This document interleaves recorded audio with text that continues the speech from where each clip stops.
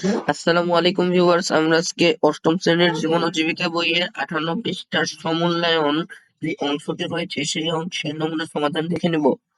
এখানে শিরোনাম দেওয়া হচ্ছে 2030 সালের আমি। কোন নাম্বার প্রশ্ন বলা হয়েছে 2030 সালে তুমি নিজেকে কোন পেশায় প্রস্তুত দেখতে চাও। তো এরকম অনেকগুলো প্রশ্ন রয়েছে, তো আমরা এখন এই প্রশ্নগুলোর অ্যান্সার স্ক্রিপ্টে চলে যাব।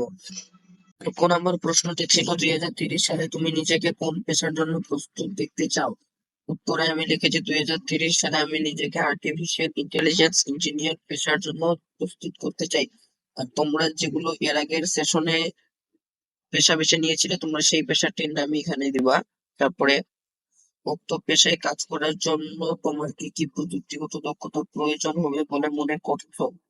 উত্তরে আমি লিখেছি গভীর মেশিন লার্নিং অথবা ডিপ লার্নিং, প্রোগ্রামিং ল্যাঙ্গুয়েজ শেখা, তারপরে ডেটা সায়েন্টিস্ট অথবা স্ট্যাটিস্টিক, তারপরে ইভ্যালুয়েশন, তো 5 নম্বরে কম্পিউটার সায়েন্স, তারপরে 6 নম্বরে ক্রিয়েটিভিটি, তারপরে অ্যালগরিদম সম্পর্কে জানতে হবে, তারপরে রোবোটিক্স সম্পর্কে, আর সর্বশেষ অটোমেশন সম্পর্কে জানতে হবে। আর গ নম্বরে বলা হয়েছে উক্ত পেশায় সফল হওয়ার লক্ষ্যে প্রযুক্তিগত দক্ষতা অর্জনের পাশাপাশি তোমার আর কি কি যোগ্যতা প্রয়োজন হতে পারে। উত্তরে আমি লিখেছি অনুসন্ধানী মনোভাব, কঠোর পরিশ্রম, চিন্তন শক্তি, দলগত যাতাই, বাস্তবমুখিতা, নিশ্চয়তা মোকাবেলা, বুদ্ধিমত্তা, সৃজনশীলতা, কল্পনা শক্তি, প্রতিফলন চিন্তা। ঘ নম্বরে বলা হয়েছে তোমার নির্বাচিত পেশার মাধ্যমে তুমি কিভাবে তোমার দেশের কল্যাণে কাজ করতে পারবে বলে ভাবছো। আমি আমার দেশের মানুষের জীবন সহজ করে দেব। এই প্রযুক্তির ফলে অর্থনৈতিক কাজে বিশেষ সঞ্চয় হবে। এই প্রযুক্তির ফলে মানুষ সামাজিক ও শারীরিক ক্ষেত্রে শান্তি উপভোগ করবে।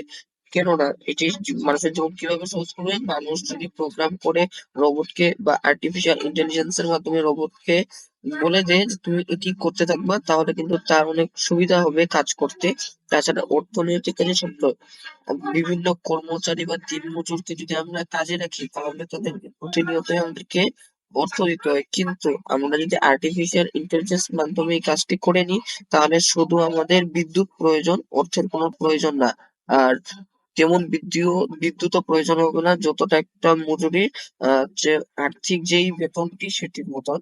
আর একটি প্রযুক্তির ফলে মানুষ সামাজিক ও শারীরিক ক্ষেত্রে শান্তি উপভোগ করবে, কারণ রোবটকে যদি পুলিশের দায়িত্ব দেওয়া যায় বা সমাজসেবক বা যে কোনো কিছুরই দায়িত্ব দেওয়া যায় না কেন সামাজিক ভাবে শান্তি হবে। আর শারীরিক ভাবে আমরা যে তার মাধ্যমে বিভিন্ন রকমের কাজ করিয়ে নিচ্ছি এর ফলে কিন্তু আমাদের স্বাস্থ্যটা ভালোই থাকতেছে, তাই আমি লিখেছি শারীরিক শান্তি আমরা উপভোগ করতে পারবো। তবে উক্ত পেশার জন্য নিজেকে প্রস্তুত করতে এখন থেকে কি কি কাজে অনুশীলন করব। অর্থাৎ আমি তো 2030 সাল অর্থাৎ ভবিষ্যতে হতে চাই আর্টিফিশিয়াল ইন্টেলিজেন্স ইঞ্জিনিয়ার। তো এখন থেকে কি করা উচিত, এখন থেকে প্রোগ্রামিং ল্যাঙ্গুয়েজ শেখা উচিত হবে, চিন্তন শক্তি বাড়ানো উচিত হবে, নিশ্চয়তা মোকাবেলা শেখা উচিত হবে, কল্পনা শক্তি বাড়াতে হবে, অনুসন্ধানী মনোভাব বাড়াতে হবে, তারপরে দলগত যাচাই শিখতে হবে, বুদ্ধিমত্তা বাড়াতে হবে, প্রতিফলন চিন্তা বাড়াতে হবে, কঠোর পরিশ্রমী হতে হবে, বাস্তবমুখিতা বাড়াতে হবে, সৃজনশীলতা বাড়াতে হবে। তো এখান থেকেই সমূল্যায়ন থেকে সমাপ্ত। তো এখন পর্যন্ত তোমরা যারা আমার এই চ্যানেলটি সাবস্ক্রাইব করলে দয়া করে সাবস্ক্রাইব করে দিবা, যাতে আমার আপলোড করা নতুন ভিডিওগুলো তোমরা প্রথমেই পেয়ে যাও। আর যদি মনে হয় ভিডিওটা হেল্পফুল তাহলে অবশ্যই একটা লাইক করে দিও।